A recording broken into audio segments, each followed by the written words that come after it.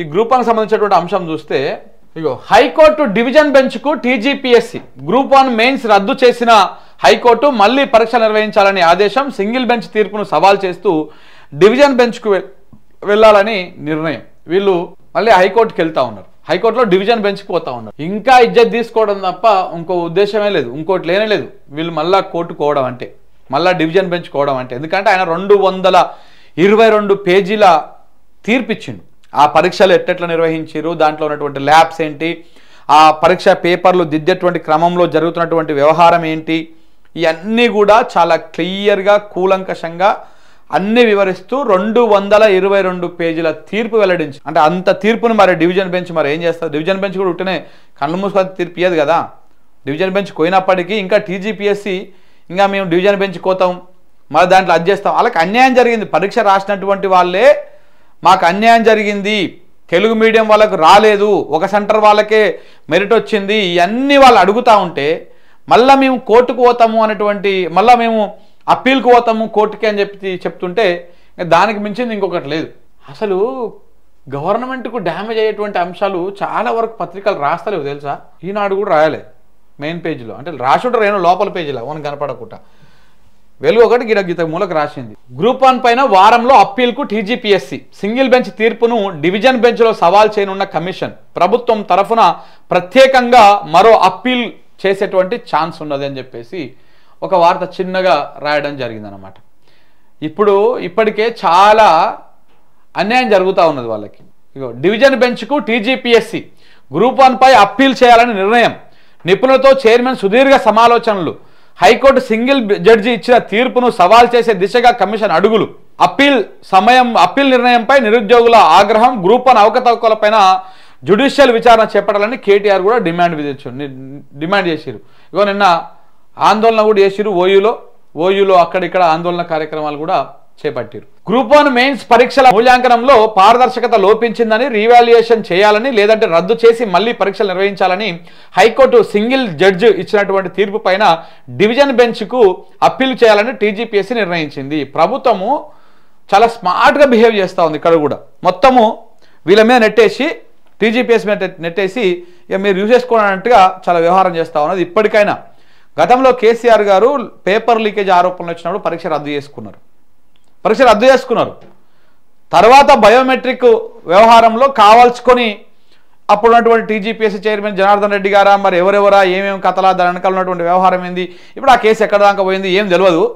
But కానీ తర్వాత biometric తీసుకోకపోవడం, ఇదంతా కూడా ఒక డ్రామా వ్యవహారంలో సెకండ్ టైం పరీక్ష రద్దు అయింది. 2 సార్లు రద్దు అయిపోయి ప్రభుత్వం మీద వ్యతిరేకత వచ్చింది. అప్పుడు ప్రభుత్వం కూలిపోవడానికి కారణం ఒకటి, అప్పుడు చైర్మన్గా ఉన్నటువంటి టీఎస్పీఎస్సీ చైర్మన్గా ఉన్నటువంటి ఒకరైతే అప్పుడు వ్యవహారము ప్రభుత్వం మీద ఉన్నటువంటి వ్యతిరేకత మరొక కారణమైంది. సేమ్ ఇప్పుడు అట్లనే ఇప్పుడు బేసిక్గా కోర్టు తీర్పు ఇచ్చింది, 222 పేజీల తీర్పు ఇచ్చింది. ఇప్పుడు దాని మీద చాలా ఆరోపణలు కూడా వస్తున్నాయి. ఒక మంత్రి గారు అంటే 2 కోట్లు అడిగారంట ఒక పోస్ట్ కోసం, గ్రూప్ 1 పోస్ట్ కోసం. అంటే మంత్రులు కోట్ల రూపాయల దందా చేస్తూ ఉన్నారు ఈ పోస్టులను అమ్ముకొని. అందుకే ఒకటే సెంటర్లో పడ్డటువంటి వాళ్ళకి చాలామందికి గ్రూప్ 1 పోస్టులు వచ్చినాయి. సో కాబట్టి ఇవన్నీ కూడా అనుమానాలు వస్తూ ఉన్నాయి.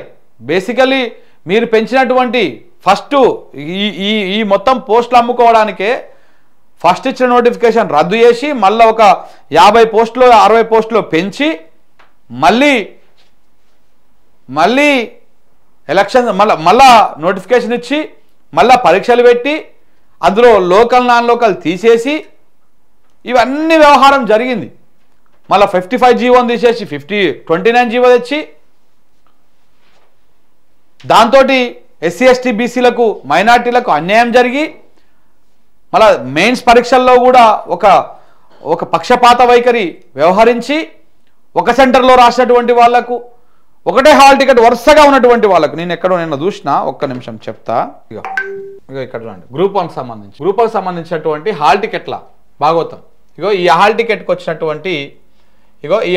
వచ్చినటువంటి మార్కులు దగ్గర ఉంటాయి, అన్నీ ఒకటే హాల్లలో ఉంటాయి. వీళ్ళ మార్కులు 324, 391 ఇవన్నీ హాల్ టికెట్ ఒకటే రూమ్లలో వచ్చినటువంటి హాల్ టికెట్స్. ఒకటే రూమ్లో పడ్డ పరీక్ష సెంటర్లో పడ్డటువంటి హాల్ టికెట్ల నెంబర్లు, వాళ్ళకు వచ్చే మార్కులు సిమిలర్. ఒకరి వెనకాల ఒకరు కూర్చుంటారు కదా, వాళ్ళ వెనకాల ఉన్నటువంటివి సిమిలర్గా ఉంటాయి.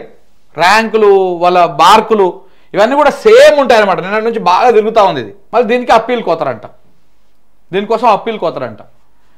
ఇప్పటికైనా ప్రభుత్వం కొంత ఆలోచన చేసి వాటిని రద్దు చేసేసి, మెయిన్స్ రద్దు చేసి మళ్ళీ ఫ్రెష్గా మెయిన్స్ ఎగ్జామ్స్ పెట్టి, ఆ 29 జీవో మీద కూడా చాలా అపోహలు ఉన్నాయి. ఆ అభ్యర్థుల లోపల గ్రూప్ 1 ఎగ్జామ్స్ రాస్తున్నటువంటి వాళ్ళ లోపల వాటిని తొలగించి, వాళ్ళ అపోహలను తొలగించి మళ్ళీ మెయిన్స్ పెట్టి తీసుకపోతే బాగుంటుంది. లేదనుకుంటే అనవసరంగా మళ్ళీ కూడా ప్రభుత్వం అబాస్పాలవుతుంది. గ్రూప్ 1లో 1700 కోట్ల స్కామ్ జరిగిందంట. ఒక్కో పోస్టును 3 కోట్లకు అమ్ముకున్నారు. నిరుద్యోగుల జీవితాలతో చెలగాటం ఆడుతూ ఉన్నారు. ఎరువులు కాంగ్రెస్ వాళ్ళు దాచిపెట్టుకున్నారు, బ్లాక్ మార్కెట్లో అమ్ముకుంటున్నారు. ఎరువుల కోసం రైతన్న ఇబ్బందులు పడుతున్నారని చెప్పి షాబాద్లో బీఆర్ఎస్ నేతలు మాట్లాడినటువంటి మాట. అయితే గ్రూప్ 1 పోస్టులో ఒక్కొక్క పోస్టుకు 3 కోట్లు పెట్టి కొనుగోలు చేసిరట. అంటే దాదాపు 1700 కోట్ల స్కామ్ జరిగింది. దీంట్లో 1700 కోట్ల స్కామ్.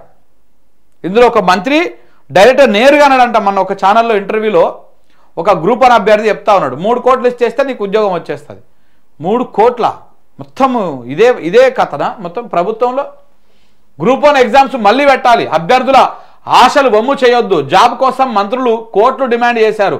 ఉద్యోగుల భర్తీని వ్యాపారంగా మార్చుకున్నారు. అవకతవకలపైన జ్యుడిషియల్ విచారణ చేపట్టాలి. గ్రూప్ 1 పై ప్రత్యేక అసెంబ్లీ సెషన్ పెట్టాలి. వర్కింగ్ ప్రెసిడెంట్ కేటీఆర్ గారు మాట్లాడారు. ఇక మీరు వాళ్ళు ఏవి పెట్టరు వీటి గురించి. ఇట్లా ఏమైనా వచ్చినప్పుడు వెంటనే ఫార్ములా ఈ రేస్ వస్తుంది, లేకపోతే ఇంకొక కేసులు వస్తాయి, చర్చ మొత్తం పక్కకు పోతుంది.